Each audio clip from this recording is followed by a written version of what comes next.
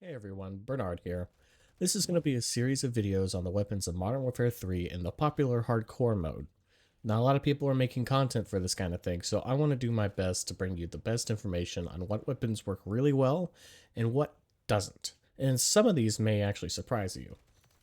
We'll be taking a look into how each weapon performs in-game with statistical information for range values when I can provide them. This first video is going to be about the assault rifle class of weapons, starting with the SVA 545. Starting off our guide, the SVA 545 is no joke in hardcore. It has a unique firing mechanism that the first two rounds out of any firing sequence come out at a blistering 1200 RPM, then it'll fall back to a respectable 682 RPM full auto after that.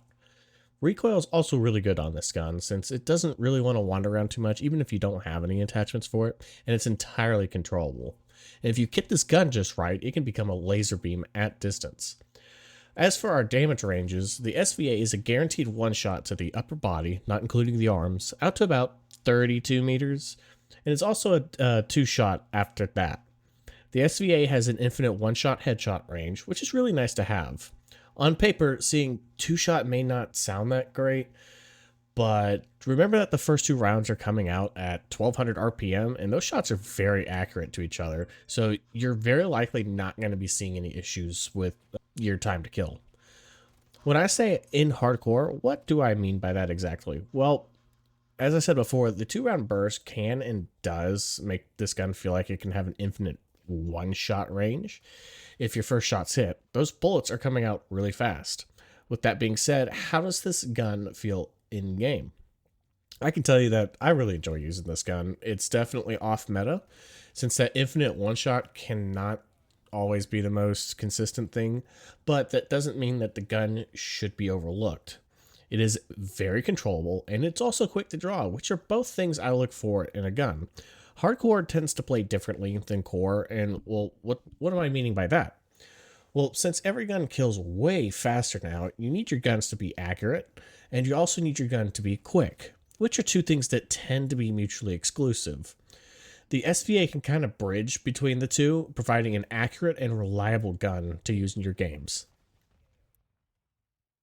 Now for some pros and cons. For the pros, it has a forgiving burst that can save you if your first bullet is off when you're in close range. It is very accurate and controllable. It's relatively quick, and it has respectable firepower overall.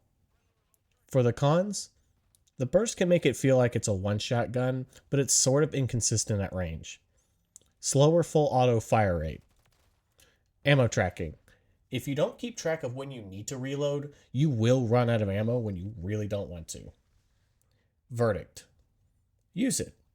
It's a really fun gun and it can accomplish a lot in game. There's really no reason to not use it. It's hardcore after all. Most guns are going to be viable here, so why not?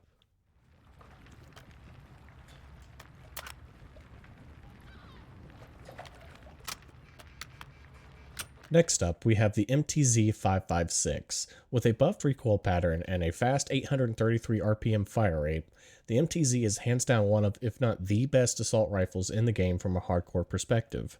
I know that the range values I have are a little bit outdated, but I'll still show them to y'all anyways. In hardcore, the MTZ has a guaranteed one shot anywhere on the body within about 26 meters or so, a one shot to the upper body within about 33 meters, and a one-shot headshot out to about 42 meters. Since then, they've buffed the gun somewhat, so it's hard for me to test those values out since I don't really have people to test it with, but let me tell you about how this gun performs in-game.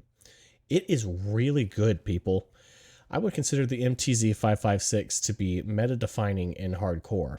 I know that the core meta is the MCW and the Rival 9, but I'll talk about the shortcomings of the MCW when we get to that gun. The MTZ is a very quick handling assault rifle and it shows. It can feel like you're running around with a hard-hitting SMG at times. And when you build it right, this gun has little to no recoil that needs controlled, although I will say that some devotion to recoil builds is needed if you're extending those ranges out. The MTZ dominates in close to mid-range battles, and there isn't really that much that can compete with it. Even at long ranges, the MTZ is a force to be reckoned with as the recoil is very manageable, not to mention that the fast fire rate means that a follow-up shot is coming very quickly. This is the gun I default to when I face off in sweatier lobbies, and more people are starting to realize this gun is just that good. From a practical standpoint, you can't go wrong with the MTZ. You can build super fast and stick to close range and it will still excel there, or you can kit it for range and be a jack of all trades for ranges, and the MTZ will still never disappoint. Pros: fast fire rate, very quick handling, amazing firepower, and versatile build options. Cons: needs some recoil reduction, it's not the best at range, and it's the jack of all trades, but master at none. Verdict: use it. The MTZ is, in my opinion, the meta-defining assault rifle of Modern Warfare 3. It decimates within its ranges, and there's really not much competition in its way. Even at range, the MTZ can be built for super low recoil and do very well at range. I definitely think this gun deserves a slot on everyone's loadout lists. It's just that good.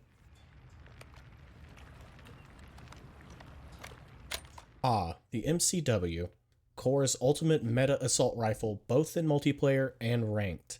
In hardcore, however, the MCW has its fair share of struggles that may put off some players, but still is a strong rifle no matter its downsides. Firstly, the MCW has little to no recoil, and with some attachments, the gun just doesn't move at all. I can easily see why people main this gun, although they need to be mindful of its downsides. For ranges, the MCW is no pea shooter, as it will absolutely one-shot someone up to 25 meters away, one-shot to the upper torso and arms to about 35 meters, and maintains a one-shot headshot range out to 45 meters.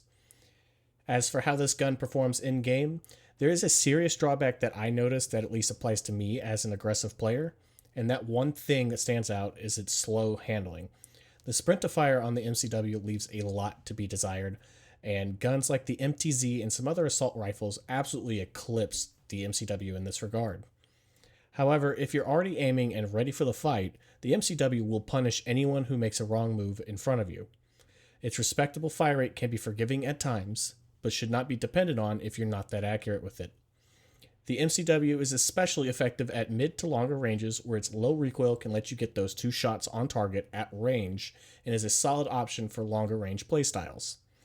Up close, the MCW can struggle at times with its slow sprint out speed and can be beaten by other weapons fairly easily. Pros: very low recoil, reliable range, hard hitter, and good long range ability. Cons: slow sprint to fire speed, it's not the best in close range, and it's got a slower ADS speed for an assault rifle. Verdict: use it. The MCW is clearly a great weapon despite its shortcomings in close range. It's apparent how this gun became the meta for the core experience, and it's still a solid option for all in hardcore. As long as you're mindful of that sprint to fire speed, the MCW will serve you well.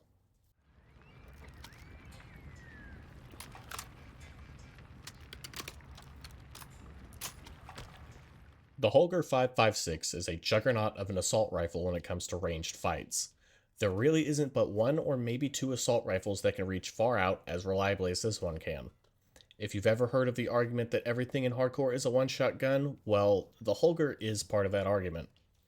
It just does not matter how far away you are from your enemy as long as you can hit your shots. With average to slower than average stats across the board aside from damage and range, the Holger really wants you to try to stick to longer ranges. Well, how does the Holger feel in-game? I would also consider the Holger to be a meta-defining weapon. It's got really everything you want in an assault rifle: a truly infinite one-shot range, decent handling, and decent recoil. I should probably mention that when extending the ranges out to a very long range, some consideration to recoil should be taken, as the Holger will want to hop around a little bit on you.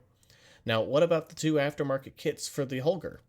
The Signal Burst kit, in my opinion, is sort of pointless, considering that in its normal form, the Holger has an unmatched range. Giving it a burst and a burst delay can and will hurt you if you're not accurate. The Backsock kit, however, is really nice.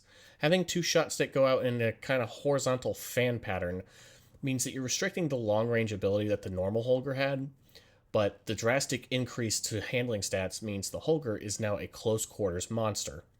I would be careful, however, of mid ranges, as the infinite one shot range doesn't apply to the backsaw kit, meaning if you only hit one of the two bullets with the backsaw, chances are that your enemy isn't dead.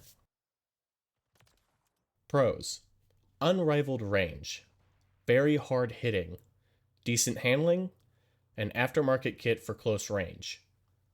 Cons: needs recoil reduction for range, useless burst aftermarket kit, and base form not suited for close range. Verdict: use it.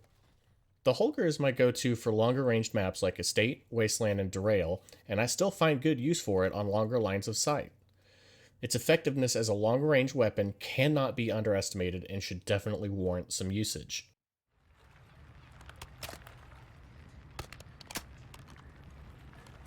The BP-50 is a fan favorite gun stemming back to the original Modern Warfare 2 days when we knew it as the F2000. It excels at close range fights and is reliable out to mid range as well. Handling is quick across the board with low recoil to complement the close range abilities of the BP-50. For damage ranges, it was definitely designed for close range, as it will one shot anywhere on the body out to about 13 to 15 meters, one shot to the upper body and arms to about 20 meters, and one shot headshot out to 35 meters. Anything past 20 meters, aside from the headshot range, will be a two-shot kill. How does the BP-50 feel in game? It's actually really good. Despite its range limitations, the really fast fire rate almost negates the range issues with it, although I still wouldn't call this a long-range gun by any means. My only issues with the BP-50 are its magazine selections, since the highest capacity you can get on it is only a 45 round mag. And at times, it can still feel like you're just burning through ammo due to that fire rate. Otherwise, it's a close range demon in the right hands. Pros: fast fire rate, great on smaller maps, low recoil, and great handling. Cons: not suited for longer range, poor magazine choices, and long feeling reloads. Verdict: use it. The BP-50 may have been tuned down since its release, but it is still a solid option for smaller maps. The fire rate and handling means you can just dive in and do well, as long as you don't run out of ammo. I would say that despite the long reload times, the 45 round mag has always been a necessity for me because I fight aggressively. If that's your kind of playstyle, then a larger mag should suit you well.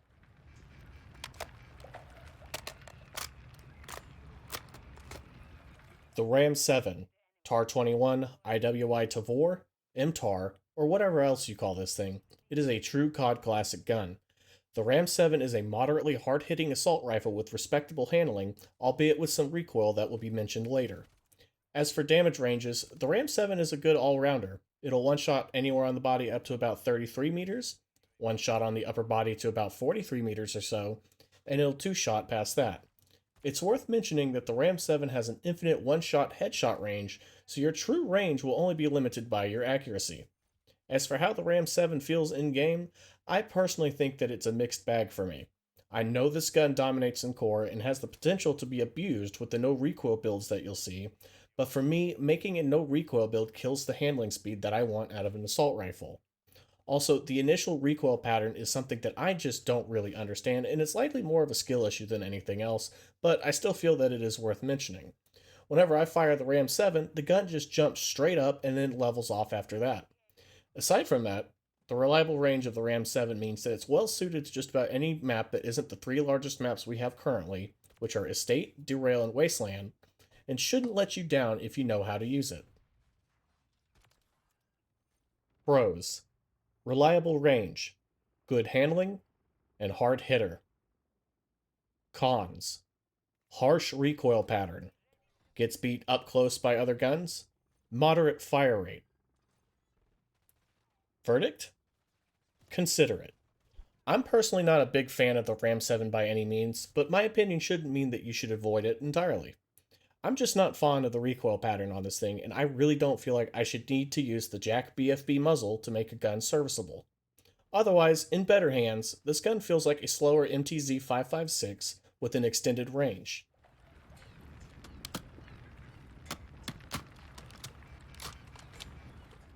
Now, I know that from Modern Warfare 2, we were not given the best of guns that fire in bursts, but let me tell you, the DG56 is a complete turnaround on what we've been given over the past year. If you've played Black Ops 2 or 3 before, you'll likely get the feeling of the great M8A1 while using this. With an accurate firing platform, the DG56 is a solid option for most ranges. For damage values, the DG56 maintains a one-shot kill range across any range except that at 45 meters and further, that one shot is limited to the upper torso and up. Also, running the gun in semi-auto instead of burst doesn't increase damage ranges or damage, so it's really not worth doing it in the long run.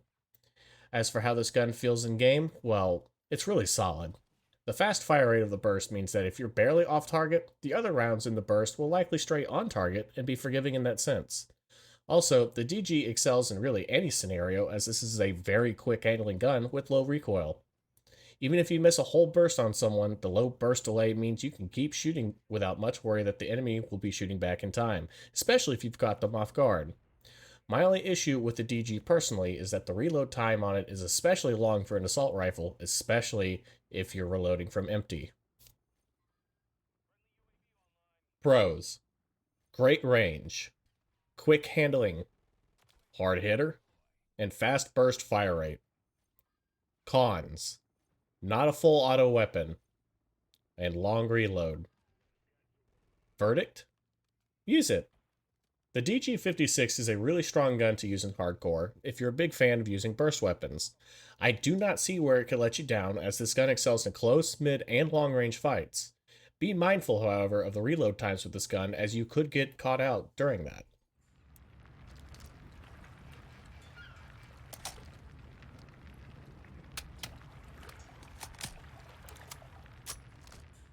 We've seen numerous iterations of the ubiquitous FAMAS throughout Call of Duty, and Modern Warfare 3 has yet another version of it, this time being another burst fire weapon.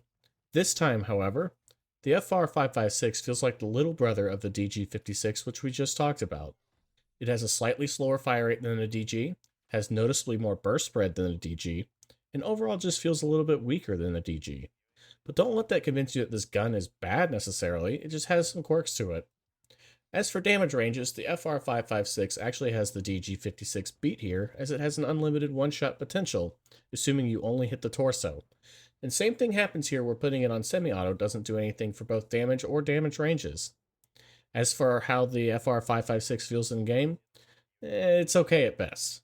It's definitely not fast seeing how it's the slowest assault rifle for movement speeds, and blows below average ADS and sprint to fire speeds.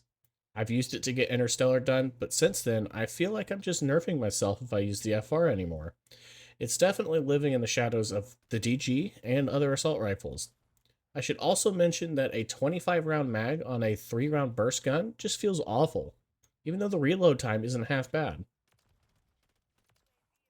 Pros: great damage range.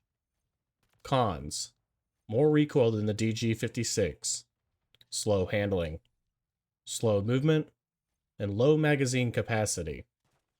Verdict: I would actually avoid it. Aside from getting camos done, I don't really see this as being a viable gun in the long run.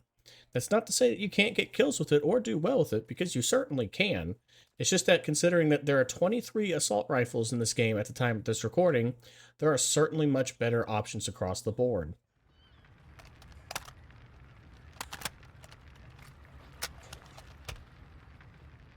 Starting off with the weapons carried over from Modern Warfare 2, the M4 is a tried and true weapon that has stood the test of time for many Call of Duty releases. A true jack of all trades and a very forgiving weapon, the M4 boasts a nice fire rate at about 811 RPM and decent recoil. As for damage ranges, I don't actually have an image to show you all this time, since every weapon from Modern Warfare 2 was retuned to be usable, and I mean usable, in Modern Warfare 3 with the additional 50 HP for core. So from here on out, I'm just going to go with what the ranges feel like for each gun. The M4 is a solid option up close, but mid to long ranges require either a second shot or just a headshot. If you're trying to snipe with the M4, and I'm not really sure why you'd be doing this in the first place, you could even need a second headshot on maps like Derail or Wasteland. Handling-wise, the M4 can feel a little bit sluggish at times, especially if you have it kitted for range, and this will be a recurring point as we go forward with the Modern Warfare 2 guns. It is clear that Sledgehammer really wanted us to use the Modern Warfare 3 guns, but also allow us to use essentially whatever we want. Pros: decent range, good fire rate, and good accuracy. Cons: Modern Warfare 2 slow handling, and not the best for range. Verdict? Use it. The M4 is the definition of an all-rounder gun. It can and will do really anything you put it up for, as long as the user is accurate enough to make the most of it. If you're wanting to use some weapons from Modern Warfare 2, let the M4 take some time from you, as you certainly won't regret it.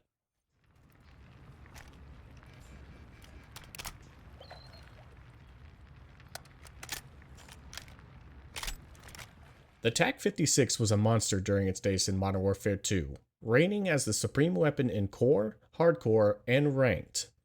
There really wasn't anything that could compete with it then, and even now it is an absurdly strong weapon to use in the right hands.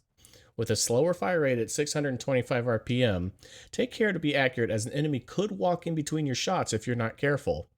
As for damage ranges, the TAC-56 is still a beast, as it has a very long one-shot range, and with the long barrel on it, I'm not noticing any hit markers even at extreme range, provided that I'm not just tickling their toes. I would definitely say that the TAC feels a bit more like it fits more in a controlling playstyle, where you're not rushing spawns, but picking a spot and watching multiple angles while moving around. This is one of the few assault rifles in the game where I do not feel that I need to run an optic on it, as the iron sights are simple and very clean.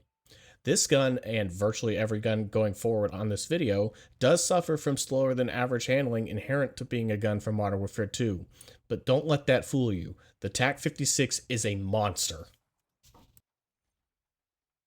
Pros: clean iron sights, very good range, and very hard hitting. Cons: Modern Warfare 2 slow handling, and needs a full build to utilize close range. Verdict? You already know what I'm about to say. Use it. The TAC-56 is largely unchanged from its days in Modern Warfare 2, and is still a weapon that can dominate virtually any map you take it on, as long as it's not point blank, of course. I would not be surprised to see people still using the TAC-56 in core, as it was difficult to deal with then, and I assume it still is now.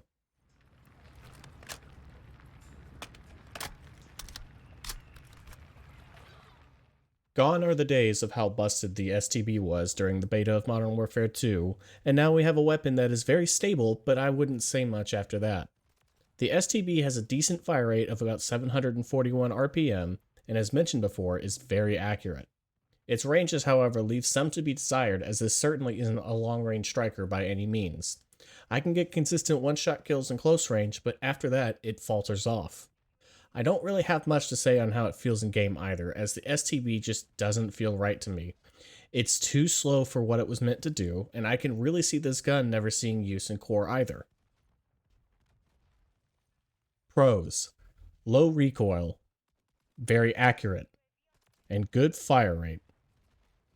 Cons: Modern Warfare 2 slow handling, and limited range. Verdict? Consider it. The STB is a far cry from being strictly a bad weapon. It's certainly got its ups and downs, and may suit someone better than it does for me. For what I need out of an assault rifle, it meets some, but not all of my requirements, and that is the main reason why I say to consider it.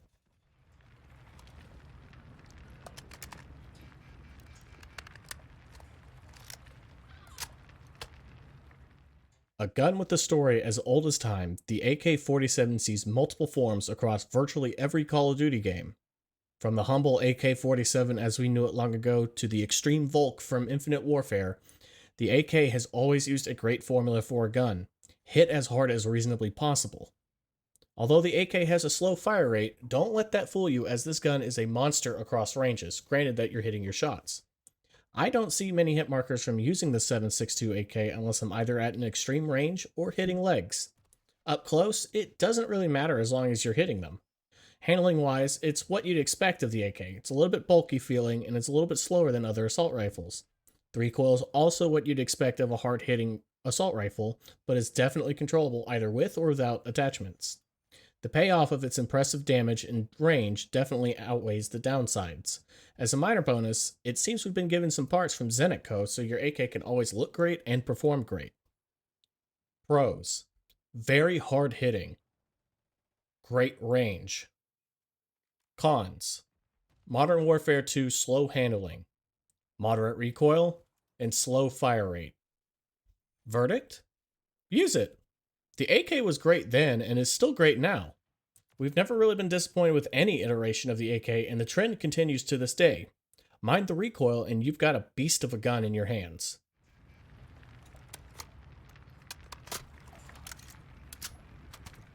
Whether you know this as the M13B, the Fast M4, or the SIG MCX Spear, the M13B is a solid counterpart of the M4 family, boasting a really fast fire rate of 845 rounds per minute. The M13B also features low recoil, allowing you to effectively stack your shots on someone. As for how it feels in game, it's definitely a shorter ranged M4, but overall to me, more effective than the M4. You definitely could run the M13 against ranged enemies, but I really wouldn't consider this a plus to the weapon as it was meant for close range engagements. It'll one-shot someone up close, but anything past close to mid-range would be a two-shot kill, unless you get a headshot in the mid-ranges. I really enjoy using this gun despite the slow handling that it has. I would recommend staying away from the mag selections as they hurt your movement and ADS stats to the point where it does more harm than good, unless mag dumping is just your thing. Pros: fast fire rate, low recoil, and decent range. Cons: Modern Warfare 2 slow handling, mag choices hurt more than help, and not meant for range. Verdict: use it. The M13B is a great weapon all around and is a solid alternative to the M4. I enjoy using it and still use it to this day because it was well designed for close to medium range fights common to maps like Shoot House, Rio, and others.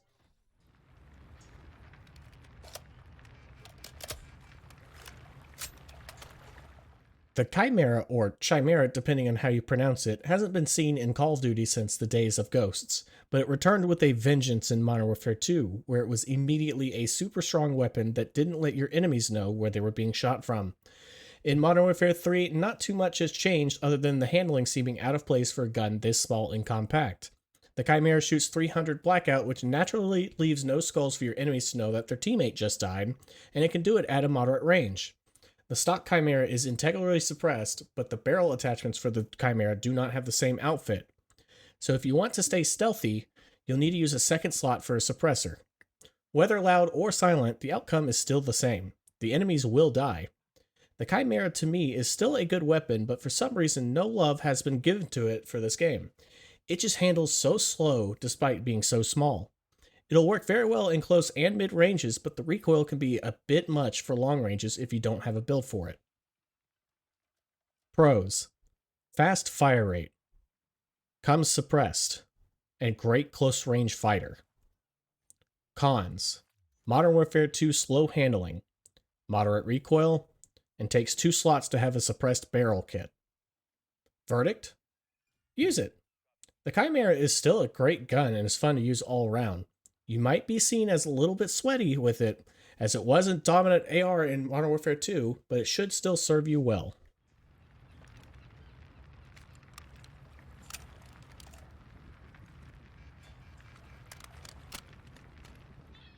The ISO Hemlock, or Hemlock for short, is the first dual ammo weapon given to us in Modern Warfare 2.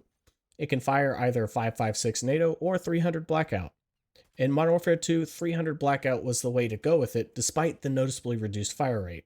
However, in Modern Warfare 3, I would say the opposite is true today, as I never run the Blackout rounds in the Hemlock. There's really no benefit in Modern Warfare 3 as there was in Modern Warfare 2. As for the Hemlock itself, it is a stable yet slow-shooting powerhouse meant for ranged fights. Recoil is very low and very controllable given the fire rate. If I'm not using the Holger, TAC-56, or even the AK on a big map, it's going to be the Hemlock. You will not see hit markers up close and even out to mid-ranges providing you're hitting them center mass. At long range, the Hemlock is still a great weapon, but you'll really want to prioritize those headshots or upper torso shots. Attachment selection is plentiful with the Hemlock, as there are I think 5 or 6 different barrel attachments for the Hemlock, although I'm always yielding to the Fielder T50 barrel for that control and range buff. Pros: accurate, great range, and attachment variety. Cons: Modern Warfare 2 slow handling, slow fire rate, and not a close range gun. Verdict: use it. The Hemlock is a great ranged weapon and should not be overlooked. Whether you're wanting to kit it for closer ranges and push its limits, or stick to its bread and butter ranges, the Hemlock isn't going to let you down anytime soon.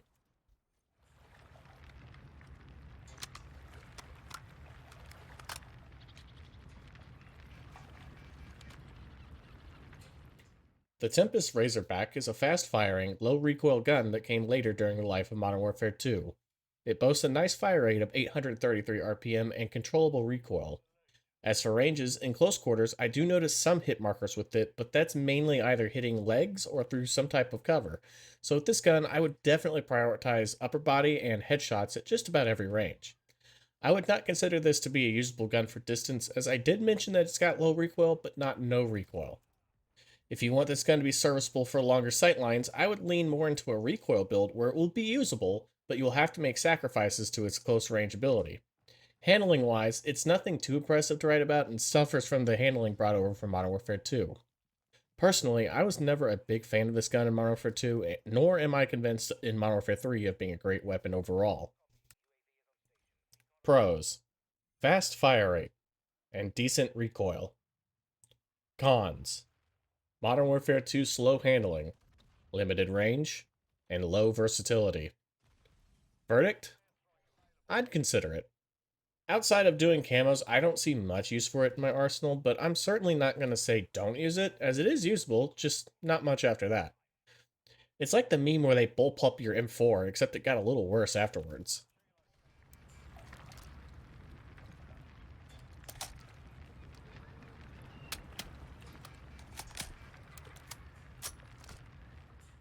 Like I had mentioned earlier, we see many versions of the Great FAMAS across almost every Call of Duty game, and Modern Warfare 2 was no exception to that.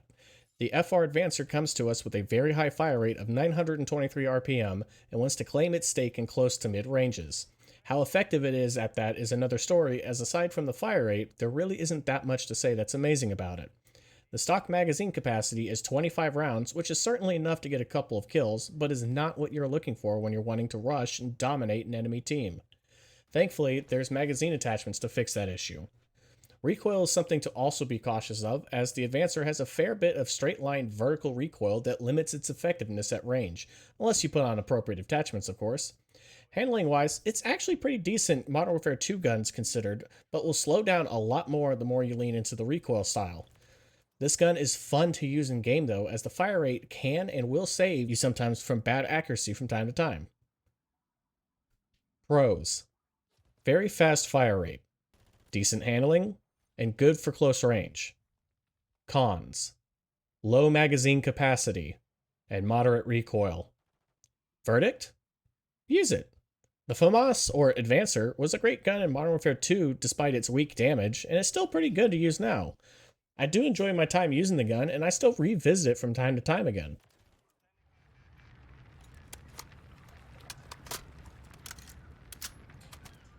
The M13C came to us as a 300 blackout version of the M13B, with increased damage at the expense of both recoil and fire rate. In execution, the M13C really wasn't that great of a gun overall in Modern Warfare 2, and it still has the same issues today. It does have a decent one-shot range that I only notice falling off past what feels like 30 or so meters, plus a longer headshot range, but I haven't tested exactly how far that range is. The recoil is the main issue with the M13C, as it is almost wild and uncontrollable bone stock, and even with the full recoil build, it still moves around on you, providing both a challenge to not only track your enemy, but control the gun. Handling wise, it suffers with most of the Modern Warfare 2 assault rifles, but is relatively quick, all things considered. Pros: hard hitter and good range. Cons: Modern Warfare 2 slow handling and harsh recoil. Verdict: I'd consider it. All in all, it's not a terrible weapon by any means, and I'd still use it instead of the FR556, but to me, it misses on too many aspects of being a great weapon to say I'd use this repeatedly. It's definitely a hard hitter, but that's only if you can control the thing in the first place.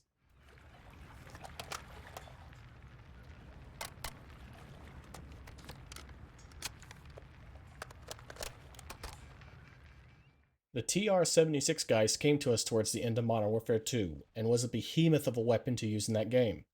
In core, it felt like it hit hard enough to make it feel like the enemies were in hardcore, but you weren't. In hardcore, well, it just dominated. I used the Geist as my main weapon in Modern Warfare 2 when it came out, and I have to say, the Geist has had one hell of a fall from grace into Modern Warfare 3. It just does not feel like it can do anything like it did in the previous game. The recoil is what you'd expect out of a weapon of this caliber and can be controlled with some ease. The big issue I have with it in Modern Warfare 3 is its poor range. It just does not reach out like it used to, but with upper torso shots, I do notice that it has some consistency even at medium range. Handling, however, is slow, and noticeably slow for Modern Warfare 2 assault rifles, with choices like even the 7.62 AK feeling faster overall than the Geist, for example. Pros: controllable and good damage. Cons: poor handling, limited range, and slower fire rate. Verdict? I hate to do this, but I'd only consider it. The Geist is a shell of its former self and honestly just kind of sucks compared to how it did in the previous game. As much as I liked the Geist then, I simply do not enjoy using it now.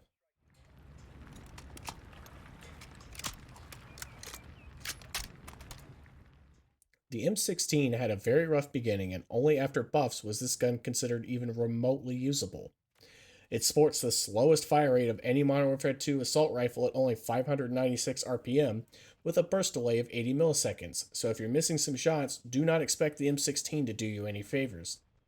Damage range is actually good for the M16 as I don't notice too many hit markers until I'm shooting past medium ranges.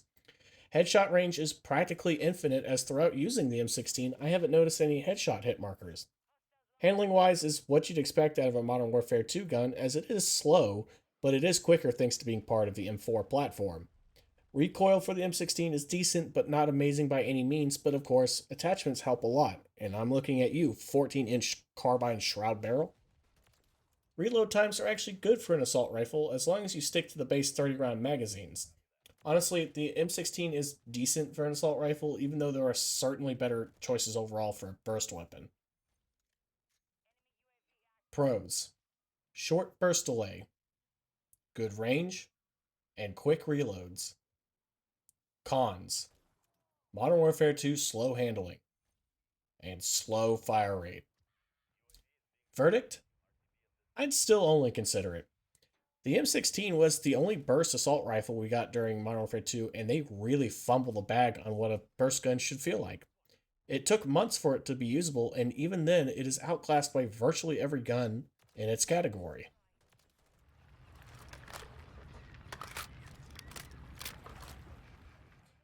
The Lockman 5.56 is another of those guns that sits in the middle of the pack. It's not perfect for close, medium, or long ranges, but the main selling point of it is that it is extremely controllable and you can effectively stack your shots on people. It doesn't really one-shot past close range, but headshots will extend that out to a medium-long range.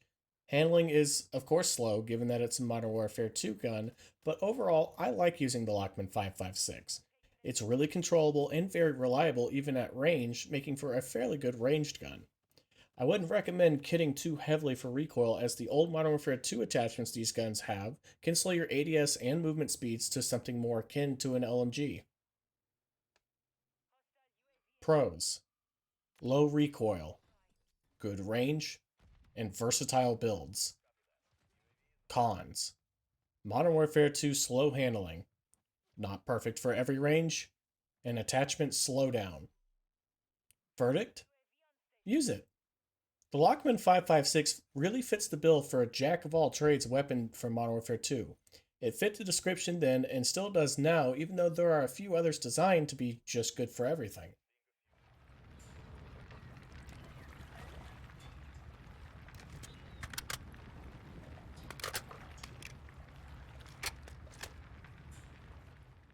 The Kastov 74U is one of only a few multi-categorical guns in all of Call of Duty that I can think of. It appears as usually an assault rifle, but in Black Ops Cold War, it was a blatantly overpowered submachine gun that was never fixed. In Modern Warfare 2 and 3, the 74U is a mainstay assault rifle that punches very hard despite its small size. Speaking of hitting hard, the 74U will generally one-shot out to medium distance with, of course, an extended headshot range. Recoil isn't bad at all for a gun of this size, being very controllable even with no attachments on. It handles very quickly for a Modern Warfare 2 assault rifle, being one of the few that could hold a conversation with its Modern Warfare 3 brothers. The 74U is a really fun and overall good gun to use in-game, as despite there being two other assault rifles in this platform, the 74U really has its own spot, being both a quick and effective assault rifle. Pros: good range, decent handling, and reliable firepower. Cons: slower than some assault rifles, and recoil at range. Verdict: use it. The 74U was one of the meta assault rifles from Modern Warfare 2 and still shows its strengths today. I still revisit this gun from time to time, and I'm never disappointed with how it performs in-game compared to others.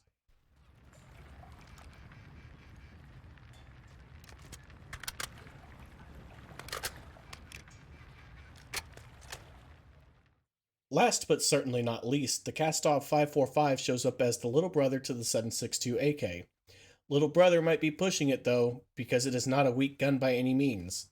A lot of the times using it, I describe it as the AK form of the TAC 56, as it shared a lot of its damage and ranges with the TAC, but on a different platform.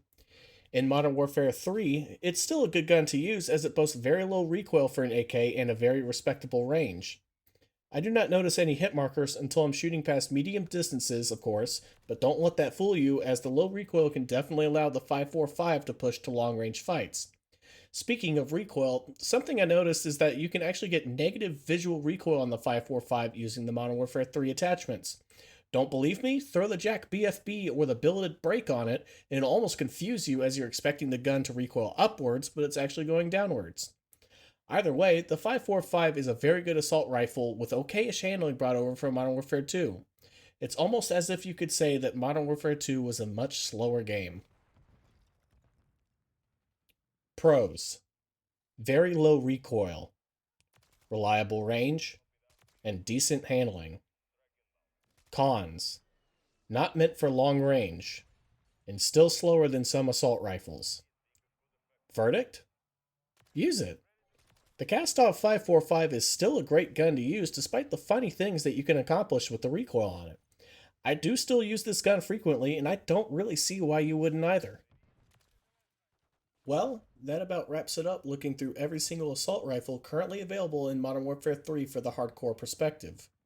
If and when more assault rifles are released, like the BAL 27 coming in Season 3, I may do a video on that gun specifically to tie it in with this one. I would like to give a massive shout out to TheXclusiveAce for giving me permission to use his images for some of the weapons that you've seen in this video, and I'll drop a link to his channel in the description below. If you found anything useful in this video, please feel free to drop a like and subscribe to the channel.